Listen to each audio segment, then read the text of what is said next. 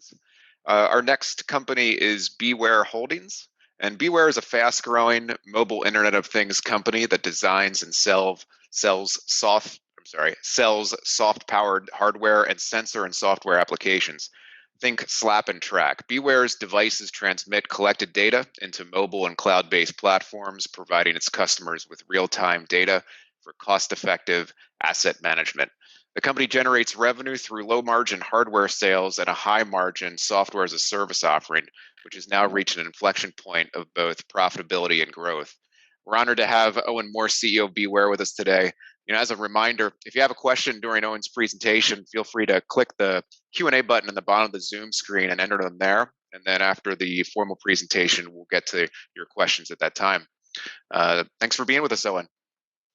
Oh, thanks for having us, Ian. We appreciate the opportunity to present to your group. And I'm here with Margot Berry, our VP of Growth and Strategy. And we look forward to sharing our story with you today. The global pandemic has created horrors right across the world. But for our little company, despite some of the challenges personally with the pandemic, and it's hard to imagine that, somebody hasn't been affected by COVID. It's been a good catalyst for our company as corporations have moved to work from home models. It's created the requirement to be able to track assets without people in the field and at facilities. And so we're excited to share our story with you today. And with that, I'll share our screen, our presentation, and hand it over to Margot to kick us off. Oops.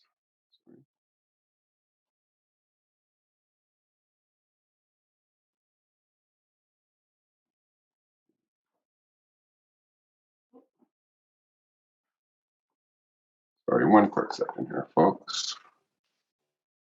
Good afternoon, everybody. So as I mentioned, I am Margot. I'm the VP of Strategy of BeWhere.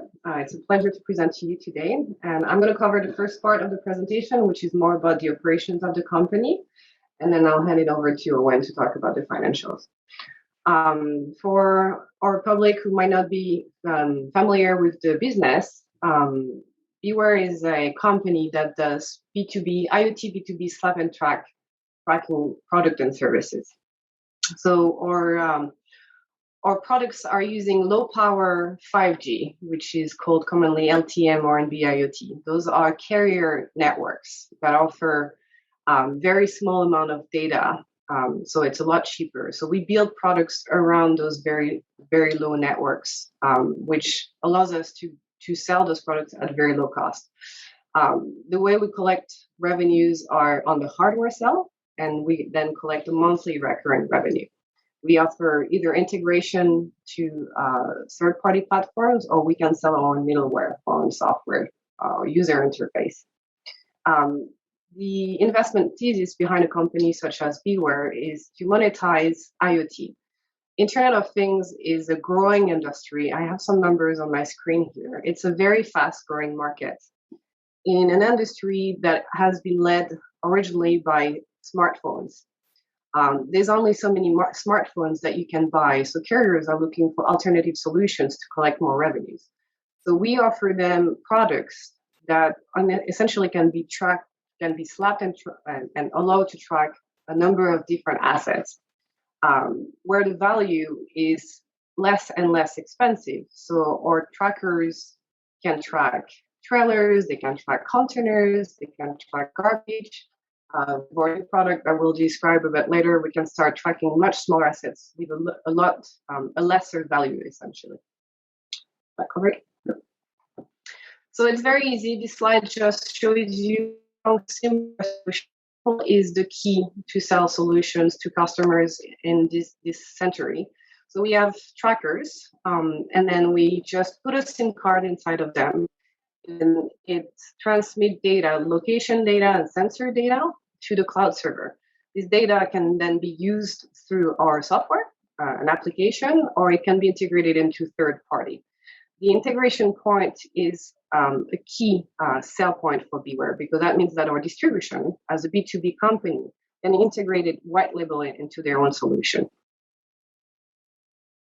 Those are some of our distributors. So those names are familiar to most of you. AT&T, Bell, T-Mobile, Geotab, Flip Complete. Advanced Tracking is more of a European recent reseller that we have.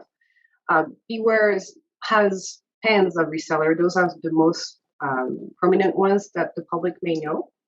And so what they do is they buy our hardware and then they pay us a recurring fee and use the data to sell to the end user. End users can range from construction companies, for example, Astana, fleet companies, like companies in the area of like the Penske or the Costco's of the world. So they're mostly industrial companies. This is a video to show you one of our reseller and some of the use cases along with the products that we sell them.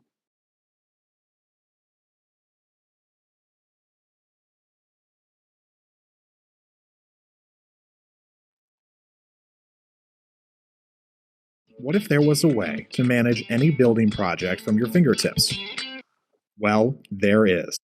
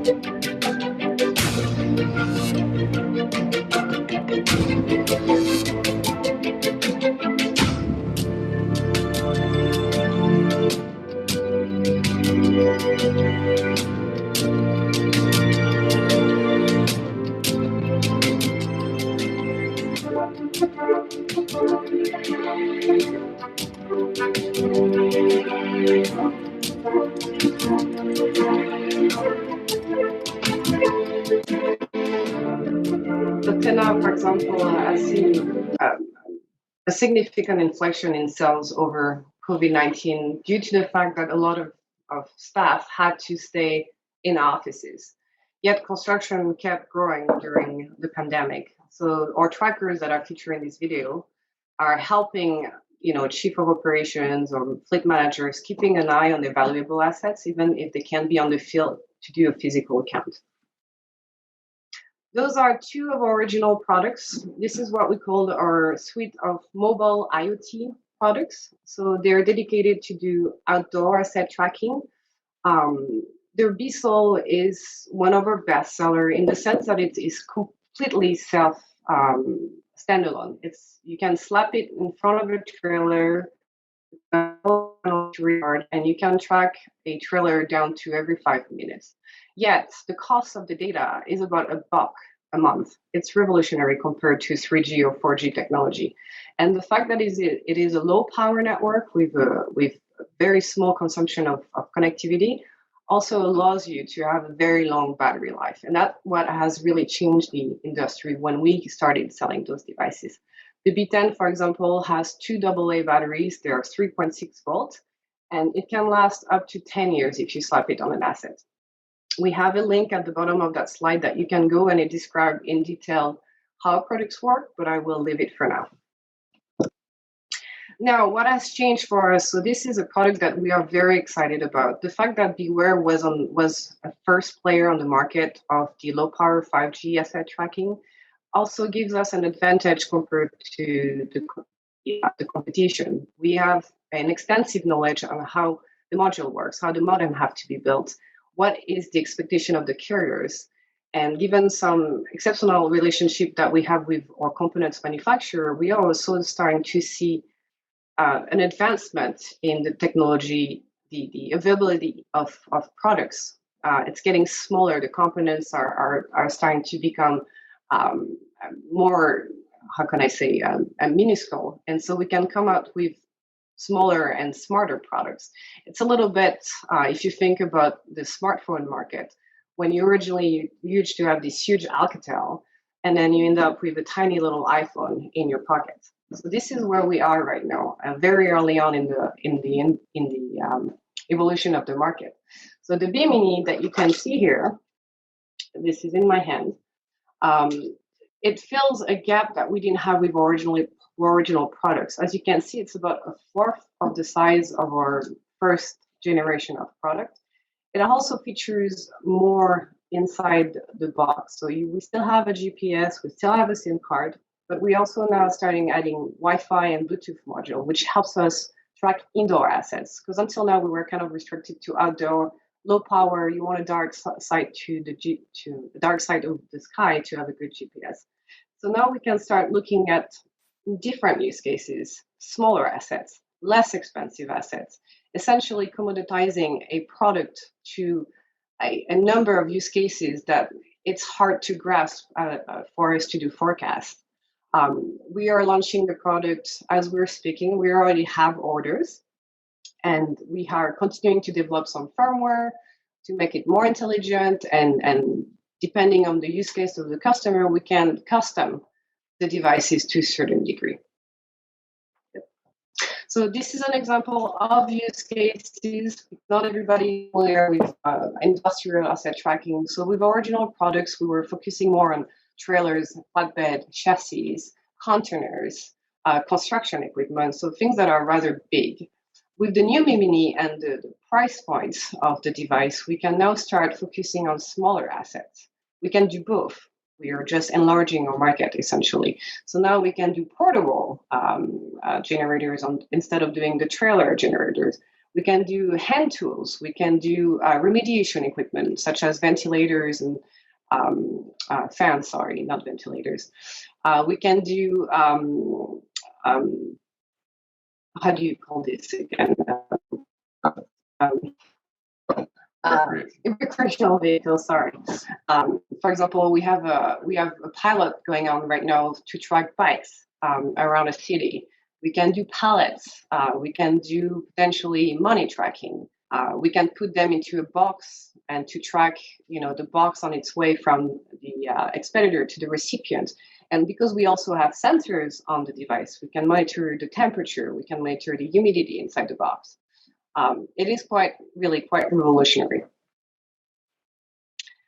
This is just a quick example of the Mini, one of the early on tests that we were doing.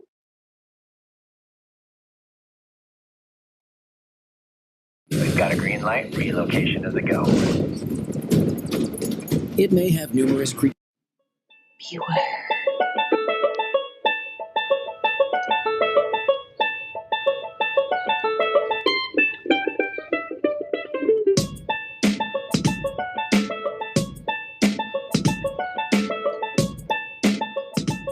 So when you use our devices, you actually get access to that software that we were telling you. So you can track point by point where the device is going. So the tracking is the #1 use case. This is a quick overview of our portal. It's pretty basic. You log in, you have your list of trackers inside of it. You have a bunch of data, such as the signal strength to make sure that you get a good signal, the battery levels, the impact temperature, light levels, etc. Those are features to our product that makes it kind of unique. And obviously you have a map with the GPS location, and then you can access to historical positions, which helps do some forecasting for industrial companies, for example. How long does an asset spend at this location? Does it need to be moved? Is there a geofence that has been broken, etc., etc. And then the next slide is just all this data that we collect, we can actually integrate it into a third-party software. For example, Geotab is one of the largest management company in North America, and they are a partner of us. So they sell their product, they sell their platform, and then they sell the BeWhere asset tracker as a as a side product of their own Geotab GPS tracking devices. Okay, thanks, Margot.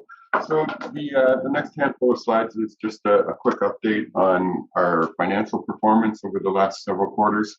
We did reach an inflection point during COVID, and our results have continued to improve quite regularly over the last number of quarters. But what's more exciting than our historic results is what we think we have coming forward for the remainder of the year, Q3 and Q4. So we're looking to get those numbers past the auditors and filed. Q3 will be out around the third week of November, and then Q4 is obviously looking into February of next year.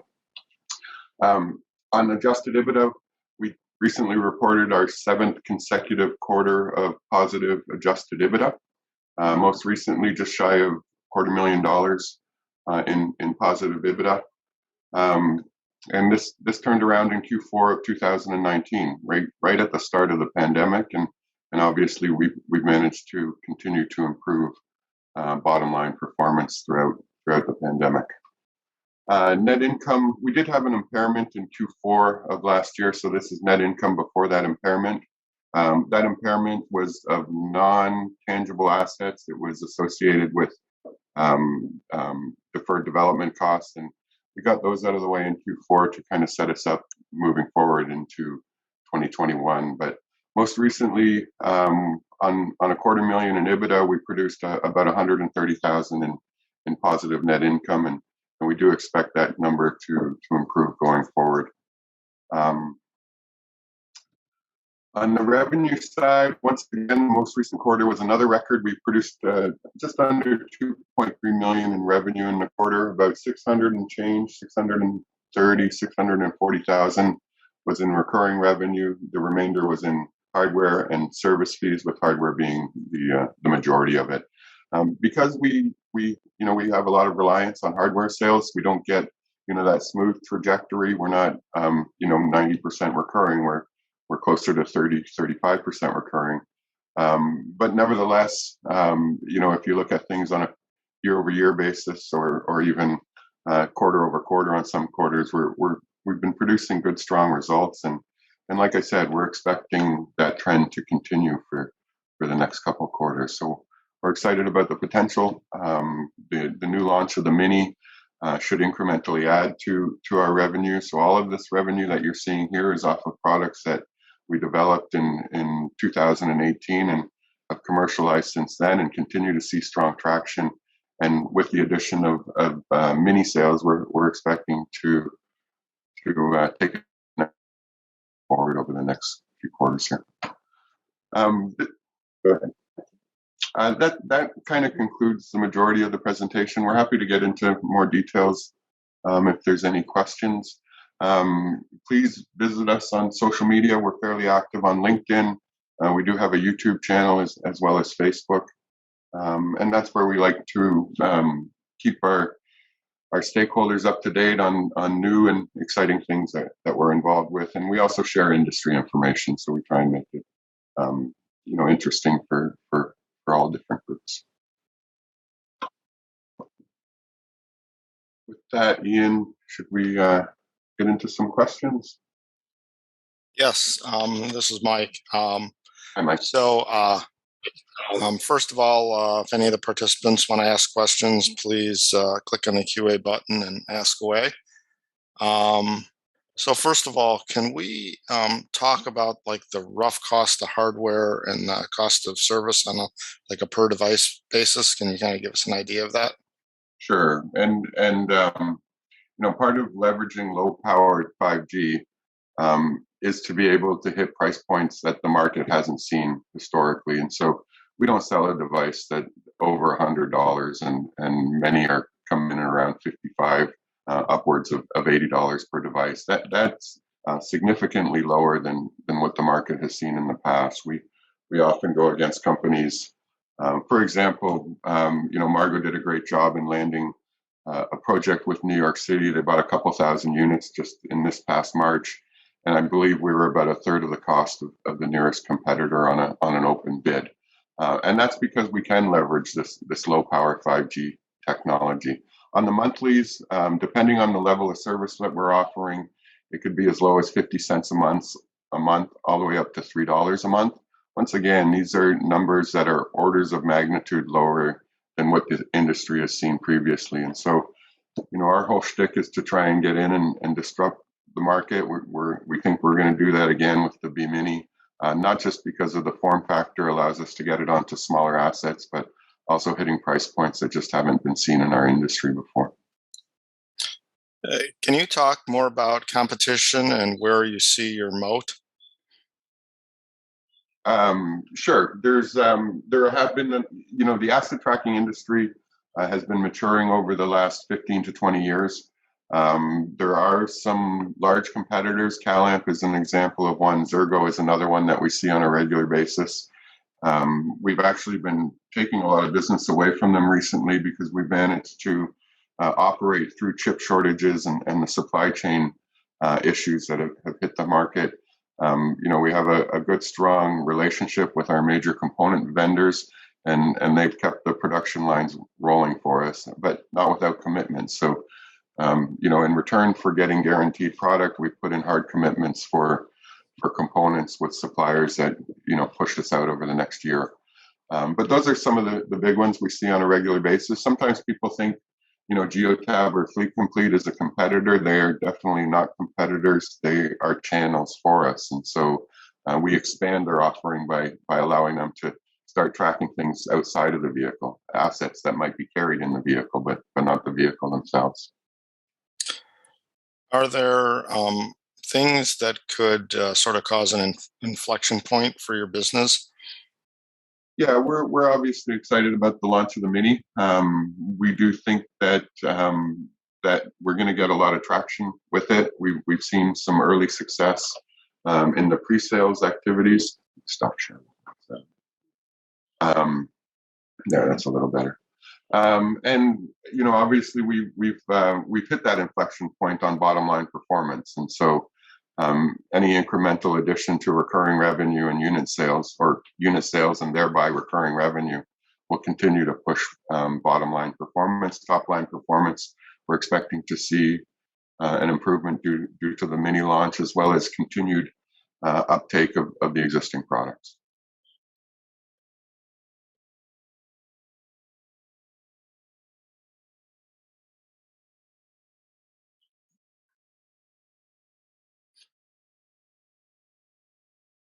So now that the B Mini is released, is there, something else beyond that you're kind of targeting that you can talk about?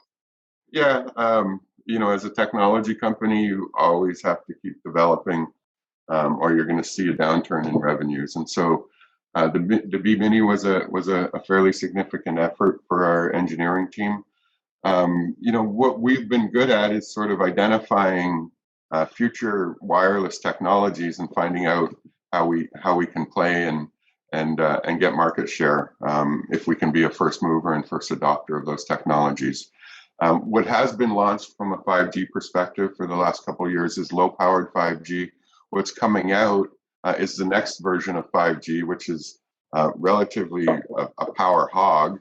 But what it does is it reduces latency, so communication between devices and the network happens really quickly, and it increases bandwidth. And so some of the markets that have been identified for high-powered 5G include things like holograms, but it also includes things in the autonomous vehicle market. So vehicles can communicate to each other to allow self-driving vehicles, and that's a network called B2B. It's probably still about 18 months away.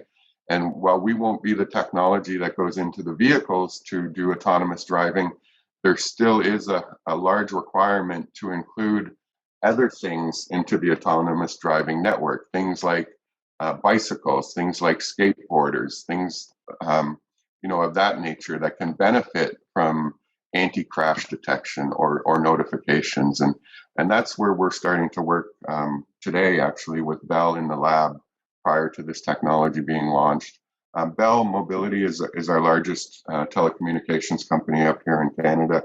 They're our significant distributor for us, but they're also an investor in the company. They own about 6 or 7 million shares in us and have board representation as well. And so those close relationships with the carriers allow us access to next generation technology. And don't be surprised if you see us come out with some news with Bell in the next few months talking about connected helmets as an example for motorcycle riders or bicycle riders that allow them to be part of this B2B network, or extending it from vehicle to vehicle to B to X. X can be anything from a pedestrian to a bicycle rider, and so on and so forth. So price points are going to go up with that version of 5G. Power consumption goes up, so it creates battery requirements.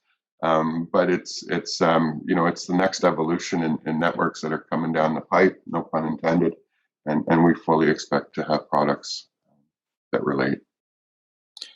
How should we think about business scalability from an SG&A perspective? So one of the things, and I speak about this sheepishly because it's not always something that we want to promote, but we outsource all our sales and marketing, and that allows us to keep a small, lean team. As we start to approach sort of 10 million in revenue, we're doing that with a total full-time equivalence of about 11 people in our company, and it's been at that level for the last 3 years. So as we've moved from 2 million in annualized revenue to closer to 10 million in annualized revenue, we haven't increased our staffing or our SG&A significantly at all. And I think that goes to the business model. We use cloud-based services. The cost for us to add a new asset to our servers is fractions of a cent, and the upside to us is anywhere between 50 cents and $3 a month. And there's the opportunity for scaling. I think we've shown a good job of scaling going forward. Obviously, we are going to continue to keep hiring, but we think we have a pretty attractive little company and model that we'll continue to leverage. So how did the relationship with Bell come about? So similar to what I just explained with future generations of 5G technology, we worked early on with Bell prior to the low-powered 5G networks being launched. Initially, they set up one specific tower in a region of Ontario that focuses on wine production, and so we stuck some devices out with Bell's help. We co-engineered a product and brought it to market. Even though our focus at the time wasn't to do ice wine monitoring, and the reason that we were limited in space was because it was a test network that was set up on a single tower.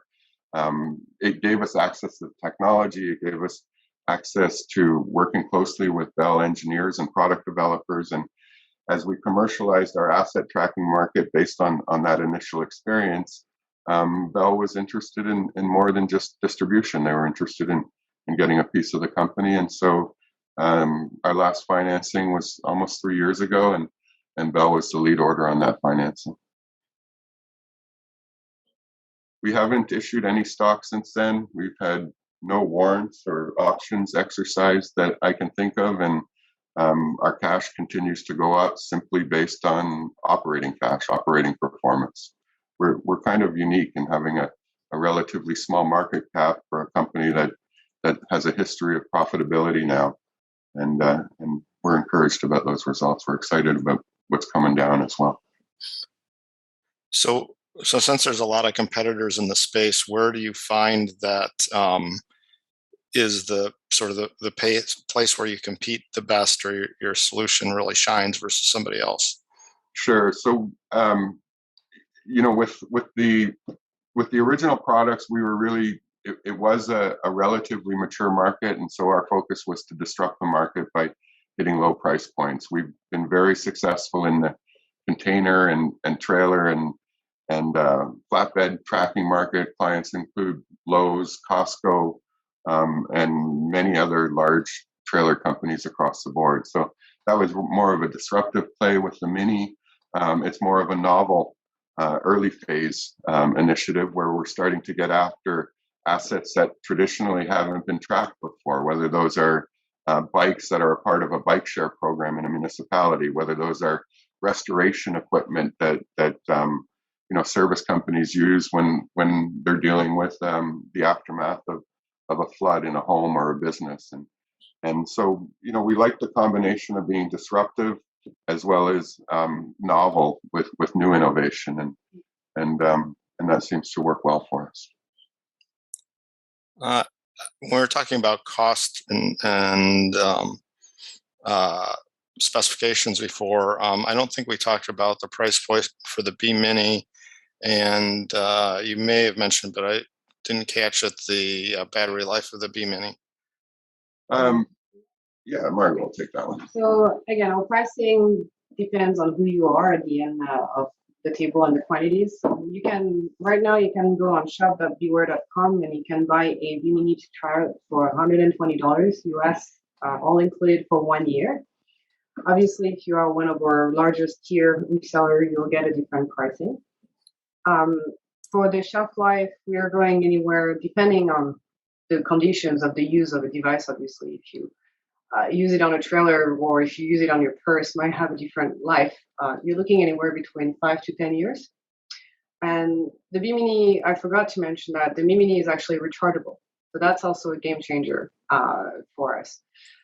We expect the life, we count in GPS ping. The GPS is the bigger power hog on a GPS device, obviously. If you're using the GPS, you can count about 500 pings is what we're looking at in optimal conditions. As you know, cold reduces life and makes battery fluctuations. So about 500 pings on GPS. Now, if you're using Wi-Fi positioning, you may get a much longer battery life. So it depends on what you set the reporting frequency to. If you set it to once a day, then you're looking at just shy of 2 years. If you set it to every 5 minutes, then it obviously comes down significantly. But that is something that's unique with the Mini is, for a relatively small device to have it be able to operate in the field for an extended period of time without the need to recharge is relatively I'm unique. gonna show you the B Mini again. Compared to my AirPod case, that's about the size. This is another company that does Bluetooth tracking. This is Tiled. This is the difference between the two devices. And this is an Apple AirTag. This is the difference. So those two don't use GPS or cellular. This one does. So if you want a device that can provide location information autonomously without communicating through either your cell phone or a network of cell phone, which creates privacy issues. This is really one of the few devices on the market that doesn't require any external device to communicate directly to the back end. And that's where it's relatively novel compared to something like the AirTag or the Tile device.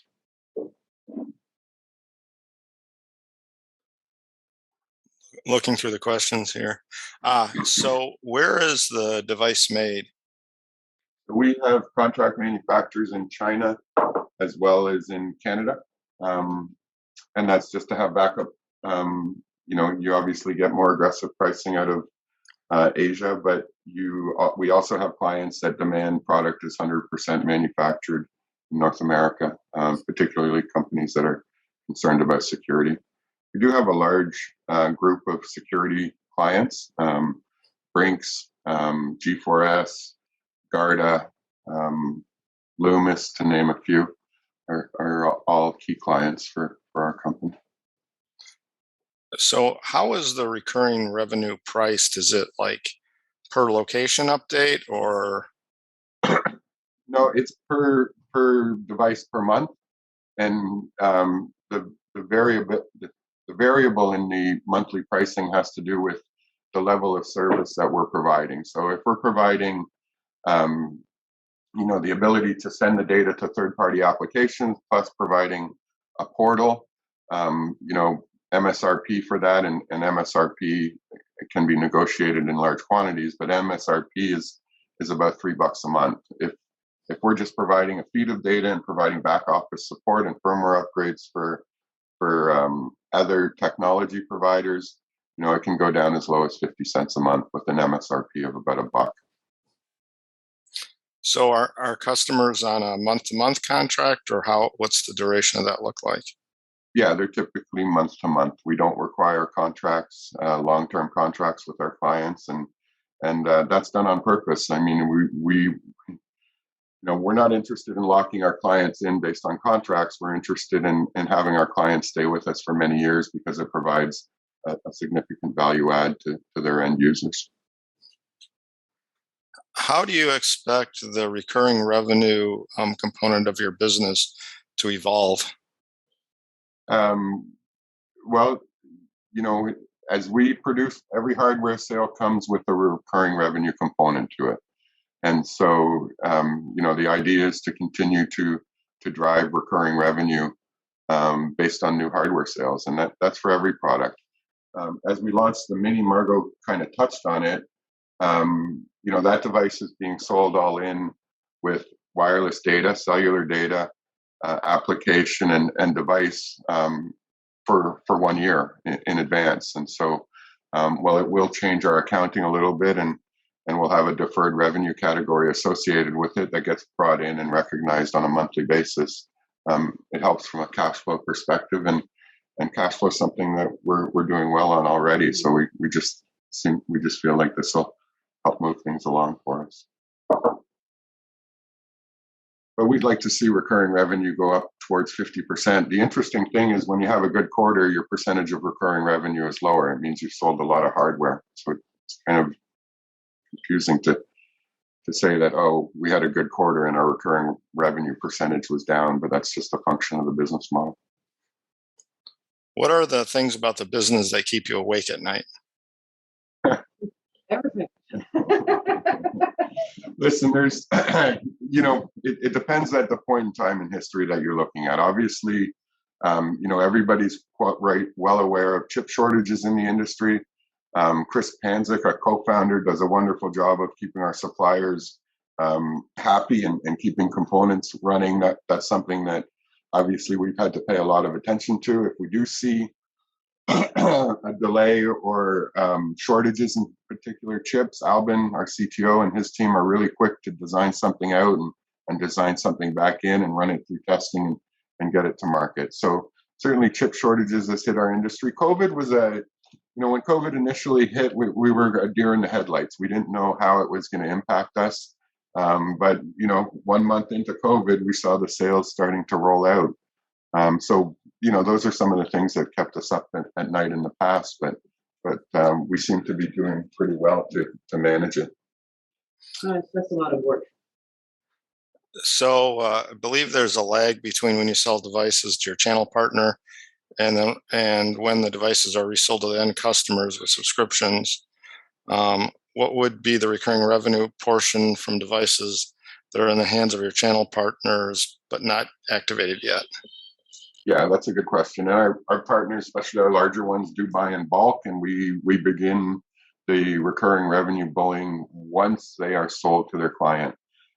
Usually, on the longer end for the larger clients, we tend to get purchase orders from them every quarter. So that means they're burning through product and moving it from in the warehouse to actually recurring revenue generated for us sometime between 1 and 3 months. Thank you, Owen, and thank you, Margot, for the participation. Great job with the presentation. Thank you for your time. Oh, thanks for having us, Ian. We really appreciate it. We're looking forward to more with you guys. So thanks again, Ian. Thank you. Okay. Have a good afternoon.